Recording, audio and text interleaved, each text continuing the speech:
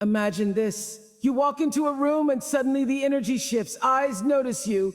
Conversations subtly pause. People treat you differently. And not because you said a word. It's not charisma. It's not fame. It's something deeper. Do this one thing once, and you'll never go back to the version of yourself that was easy to overlook. Stick around. If you skip this, you're not just missing words. You're skipping your upgrade. Here it is. Stop being available to people who are never present for you. Once you do this, even once, the entire script of your life changes. Because when you stop chasing, explaining, overgiving, and proving, people will either level up to meet you or fade out, and both are wins. This is how you take your power back. And here's how you do it. You ever notice how the loudest person in the room is often the most insecure? The ones constantly talking, proving, justifying, explaining. They're not strong. They're just trying to fill a space they don't know how to hold. But silence, that's something else.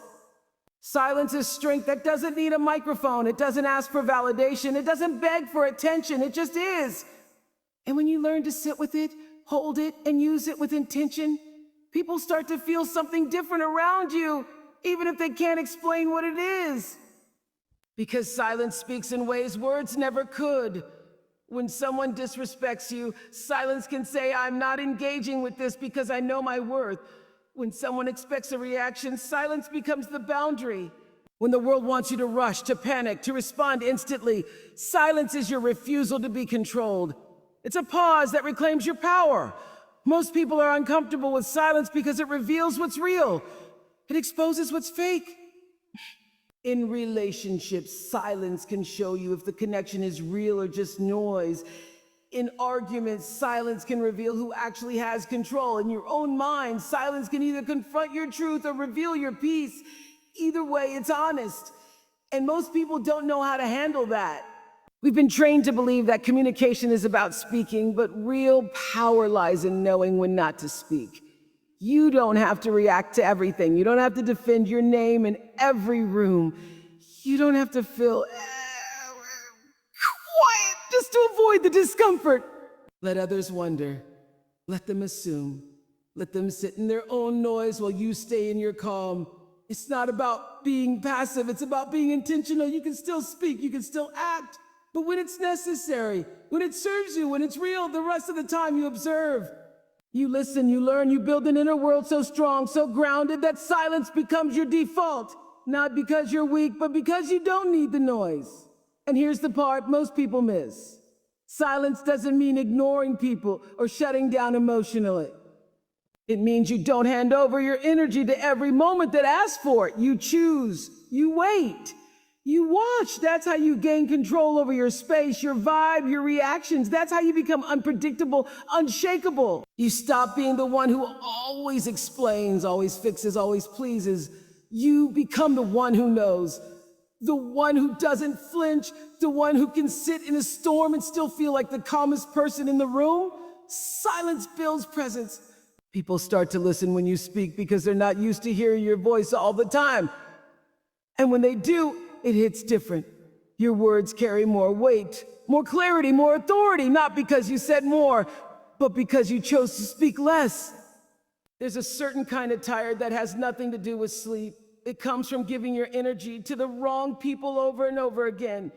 You might not even notice it at first because it shows up quietly. You just start feeling drained after certain conversations. You look at your phone and hope they don't call. You hang up feeling heavier, not lighter. That's not connection, that's weight. Some people don't call to check in on you. They call to unload, to vent, to dump. They call when they're bored, when they need something, when life isn't going their way. And suddenly you become the emotional garbage bin. It's subtle at first, but over time you realize you're always the one listening, always the one encouraging, always the one giving. And when the roles reverse, silence. You have to start treating your energy like it's gold, because it is. Your time, your presence, your attention, that's currency.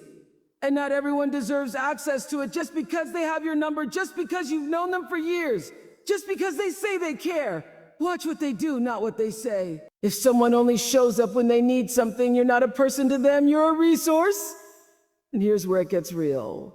Sometimes we keep answering those calls because we feel guilty. We don't want to seem cold. We don't want to hurt feelings. But while you're protecting their feelings, who's protecting your energy? You keep saying, it's not that deep, but deep down you know you're exhausted. Deep down you know you deserve reciprocity.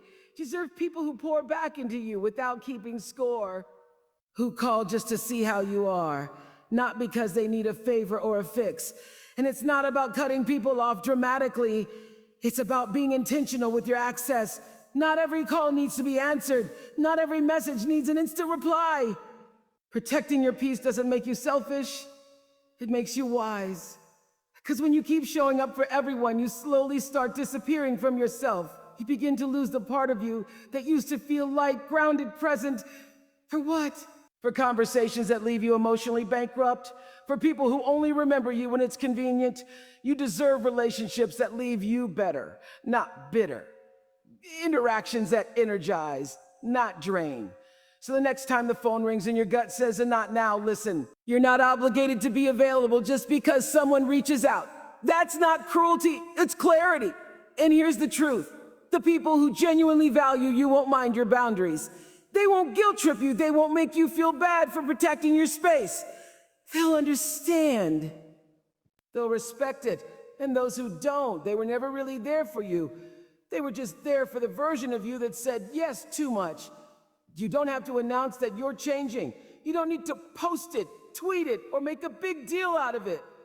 Real transformation doesn't need applause. It happens in silence, and it starts with one simple thing: raising your standards, not in a loud way, not in a look at me now kind of way, but in that quiet, calm, grounded way where you just stop accepting what doesn't feel right anymore. It's like one day you wake up and certain things just don't sit well with you. Half-hearted conversations, one-sided relationships, low-effort energy. It all starts to feel a little too heavy, a little too off. You don't need a reason, you just outgrow it. And that's the thing about real growth. It's subtle, it's internal. You just start moving differently, not because you're better than anyone else, but because you're finally realizing what you're worth. When you raise your standards, you're not asking for too much. You're just done settling for too little. You're done over-explaining yourself to people who don't listen. You're done showing up for people who only show up when it's easy. You stop trying to make things work that clearly aren't working. And without even meaning to, you start creating distance. Not out of hate, not out of anger, just out of alignment. Things that no longer match your energy naturally fall away. People might say you've changed, and they're right. You've grown out of your old patterns, your old habits, your old tolerances. You're no longer the person who begs to be seen or understood. You see yourself now, you understand your own value. And once that happens, everything else shifts. Your silence becomes your new boundary. Your time becomes sacred. Your presence becomes something earned, not assumed.